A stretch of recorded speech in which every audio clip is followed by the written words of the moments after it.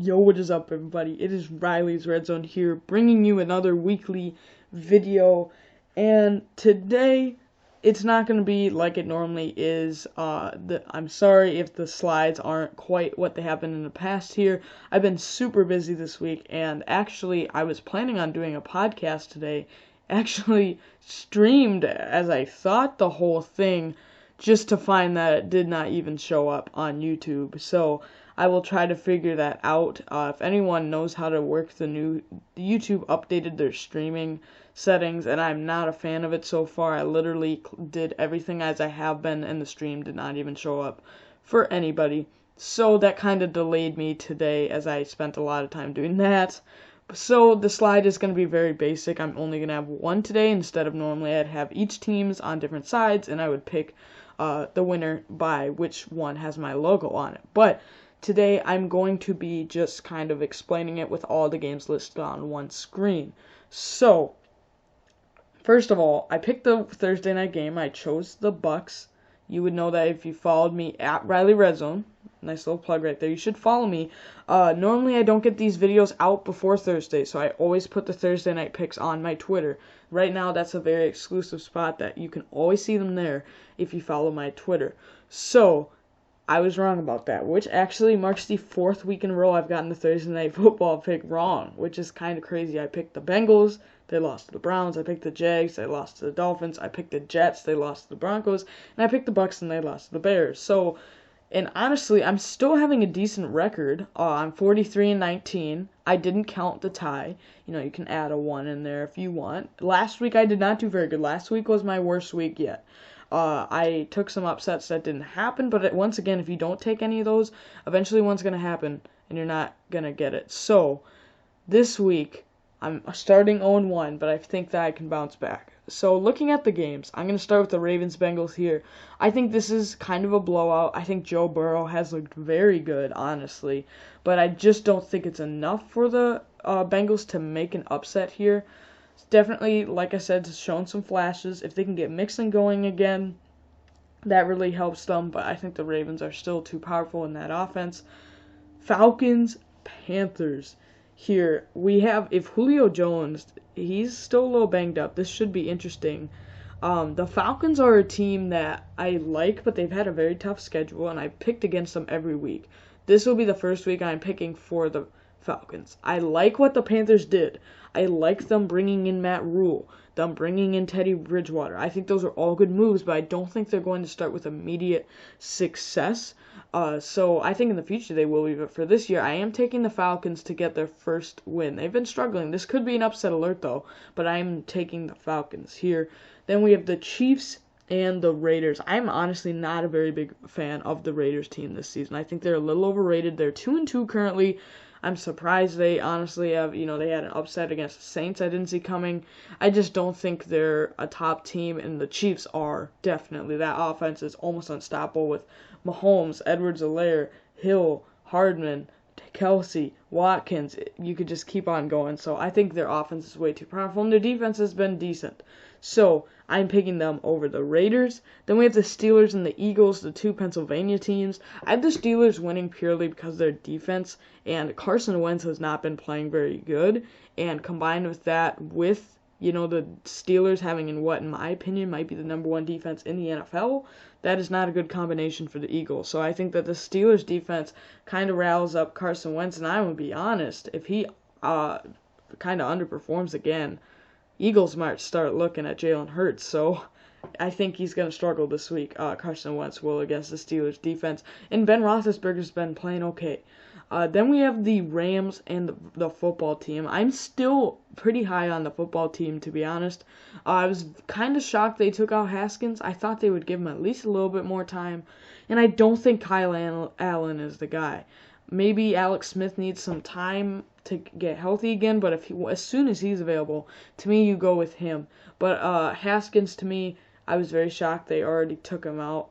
Very unfortunate. We might have a Josh Rosen situation here. So the Rams, I think, just are going to take advantage. Now, once again, though, I mentioned it so many times. I actually mentioned it in the, as I said, podcast episode that didn't happen.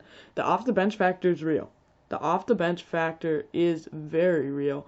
So you could see here Kyle Allen bring a spark to this offense, but I kind of see the opposite. I don't think that happens, and I think the Rams still get a win. Goff has looked okay. McVay is one of the best offensive play callers in the NFL. It will be interesting. Cam Akers is making his debut, I believe, this weekend, so we'll see how they use the running backs. But I think the Rams get a win. Then we have the Cardinals and the Jets. Sam Darnold is out, but Le'Veon Bell is back. But I don't think that's enough. Joe Flacco is not going to be good enough to beat this defense. Now, the Cardinals honestly have not been great with the run game on offense. Kenyon Drake has been struggling. But I think if there's any chance they can beat a team like it's got to be this game, because the Jets, to be honest, are probably the worst team in football right now. Maybe Le'Veon Bell, bringing him back, can help their offense kind of rejuvenate, but right now it's not looking good. Now, Kyler has been a little off the past few weeks compared to how he started, but I think he's still a top quarterback, and I think he's going to have a great day against this Jets defense. So, once again, in conclusion, I just think the Jets might be the worst team in football. So, this should be an easy win for the Cardinals. Then, this is an interesting one. This might be one of the closer games this week. Texans-Jaguars. The Texans are 0-4. They are now starting, they have Romeo Crennel as their head coach. They fired Bill O'Brien, and I think this is either they're going to lose terribly, as they, haven't adjusted yet.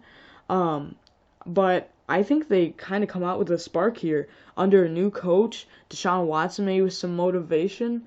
I think they still are missing DeAndre Hopkins very badly.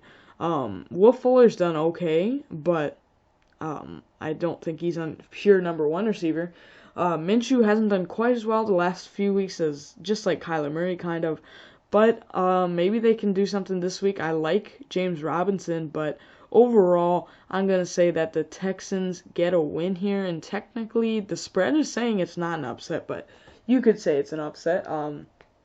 But I'm taking the Texans here, which is interesting. Then we have the Niners, and they hung with the Eagles team last week. They almost won at the very end. They had to switch to C.J. Beathard, which I've honestly been shocked. Nick Mullins, he's performed okay besides last week, but I was honestly shocked on how he even in the first place ended up taking the backup job from C.J. Beathard, as I really liked C.J. Beathard as kind of a potential backup, in the league. So I think that it was good for him to get some playing time.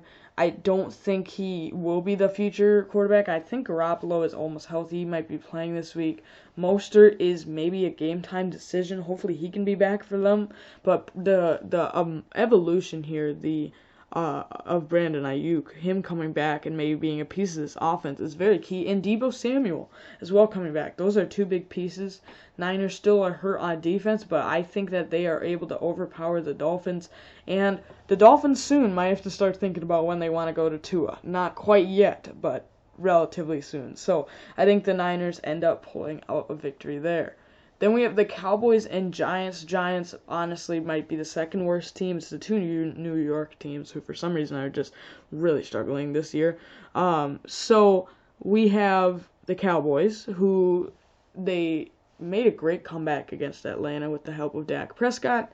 But the last few weeks, not so much. Not been amazing the past few weeks. Kind of been a little rusty. And the defense is allowing a lot of points and a lot in the run game. And I mean, they have Aldon Smith, who's tied for the most sacks right now. So they have the edge rush. They just can't stop the run, and overall their defense is allowing a lot of points, which doesn't help. But I think they get a win here against the Giants this week, and I think they overpower them. Now we have Browns and Colts. This might be a super close game. This is reminded me of the Texans-Jaguars game here. I think this one's a very close. Currently, the Colts are favored, and these are two teams, I'm going to be completely honest, I believe they're both 3-1. These are both teams that I'm not very high on. I think they are kind of overrated for what their record is. And I knew Phillip Rivers would kind of up this Colts offense, but I didn't think they'd be a playoff contender. And they are a contender, but I don't think they will be in the long run. Right now they are, but I don't think they will be in the long run. And the Browns as well, they credit to Kevin Stefanski for getting this team to be 3-1. For the Browns to have a winning record, that's pretty darn cool. But I think they're still overrated. Now, the problem is one of these teams is going to be going into next week 4-1 unless there's somehow a tie. And I cannot believe that. If you would have told me a month ago that the Browns would be 4-1 or the Colts would be 4-1, I would not believe you. But one of those probably is going to happen now. So this game, the Colts are currently favored by, I believe, about 2. I'm taking the Browns. Once again, I don't love either of these teams this year. I think they're both kind of overrated. But I think the Browns at home are able to pull out a win here. I think Baker kind of performs a little better this week specifically. Hasn't been great this season, but I think he turns it on this week. And with the absence of Nick Chubb, that hurts. But I think Kareem Hunt has a good day as well. So I overall think the Colts offense is better with Phillip Rivers, but just not enough this week. With Myles Garrett, honestly, like in the podcast I would have made today, I guess, I think he right now is the Defensive Player of the Year favorite. So I think he absolutely dominates here, and I think the Browns get an upset technically. Seahawks Vikings Sunday Night Football. So the Seahawks are looking outstanding. They have Russell Wilson. He's been playing like the best quarterback in the NFL. Playing like Patrick Mahomes is still the best. But Russell Wilson is playing like it. Absolutely insane. I believe he has 16 touchdowns, 2 picks right now. That is outstanding. And if you let Russ cook, he's going to do great things. So the Vikings, they've turned it up the last few weeks. You know, they played better against the Titans but couldn't pull out a win, and then they were able to pull out an upset win, their first win of the season against the Texans. But I just think the Seahawks are too much. And I know Vikings fans, including myself, I'm a Vikings fan if you did not know. We're starting to get hyped, you know, that we're starting to build it back, but don't be worried. We probably, in my opinion, lose this week, but you can come back, you know, we'll have some easier games, but this is probably one of the best teams in my opinion. It's between them and the Packers for the NFC right now, so I think that they are very good, and it's not a shame to lose to the Seattle Seahawks with how good they're playing right now. Next, the Patriots Broncos, and I'm not 100% sure if Cam is eligible to play. I don't believe he is right now. If he is, I think it's a clear win. Let me talk about this for a second. I think that if Cam Newton is healthy, this Patriots team is, I think, honestly, maybe even better than the Bills, for example.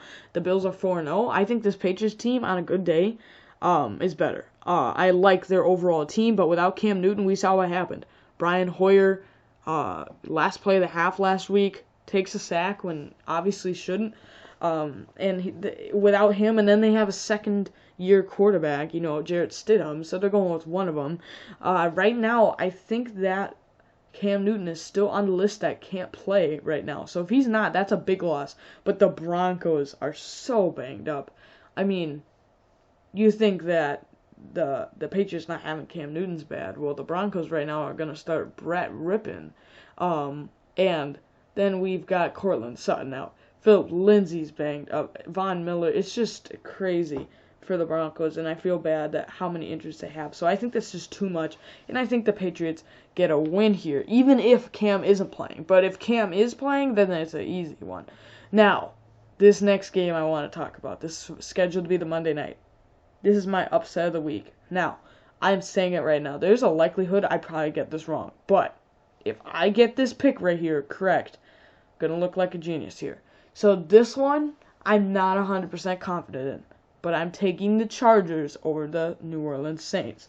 Now, you may be saying, Justin Herbert is 0-3 as the Chargers starter, even though they've named him starter. Yes, he's performed very well. He's made some bad mistakes too, but I think he gets his first win as a Charger this week. I'm taking the upset here. This is my upset of the week. Once again, you have to take some chances here. I am predicting the Chargers upset the Saints. I am not 100% sure whether Michael Thomas will play. He's currently a game-time decision. He's questionable. I'm leaning on the side that he does not. But if he does, that could help the Saints. But I still think that Drew Brees has underperformed a bit, and I think the Chargers pull off an upset here. They're without Austin Eckler. That's a big loss. But Joshua Kelly can, I think, perform very well. They've still got Keenan Allen. I think that the defense with Bosa and Ingram on the edge, and then their corners with Hayward and Harris and Desmond King, I think just their players are going to kind of finally realize, like, hey, we're 0-3 these past few weeks. We've got a spark with Justin Herbert. But I think Anthony Lynn brings in some good coaching this week, and I think they pull off the upset against the Saints. So I think that the Saints have been okay. They've underperformed, and I think they do, unfortunately, again this week. I think the Chargers pull off an upset. But that's a bold take. I will say this is a bold take, but I'm taking a chance. And then Bills-Titans. I honestly don't know whether this game, I believe it's scheduled to be Tuesday right now. I did not see it on the spread website, but I am putting a question mark there just in case it is not played. If it is not played, that game does not count towards this. But just like last week, I'm going to predict a winner for this game. But if they don't play, then this doesn't count. But I'm taking the Bills over the Tennessee Titans. Both are undefeated. Once again, I'm not a huge fan of the Bills, but even if the Titans play, they haven't played in a few weeks. I think they're going to be rusty to start it off. So I have the Bills winning. So I really hope you guys enjoyed this video. Sorry if the quality of the slide here wasn't quite what it has been the past few weeks, but I wanted to make sure I get this video out. Otherwise, it's going to be missing a week, and I definitely encourage you to follow my Twitter, and I definitely thought about maybe just skipping it for this week so that I can make sure I get a high quality one, but I realized that I would rather honestly get something out before Sunday than upload a week 5 video 3 days after it's over. Do you know what I mean? So definitely though, and I also was thinking about maybe not doing it and just posting my picks on Twitter for who I think will win, but I want a little bit more following on Twitter so people see it. Otherwise, nobody's quite yet going to see the picks, and I really want to make sure that my picks are known. So with that being said, I would encourage you to follow the Twitter for sure. The Thursday night picks right now I'm doing on Twitter, but eventually could be doing more. But I hope you enjoyed this video for all it is. I hope all of you are staying safe out there, doing well. And the season is already over a quarter of the way through, which is crazy. But don't worry, we still got a lot left. And I'll be making more content very soon. So I hope you guys enjoyed this video. And with that being said, thanks for watching.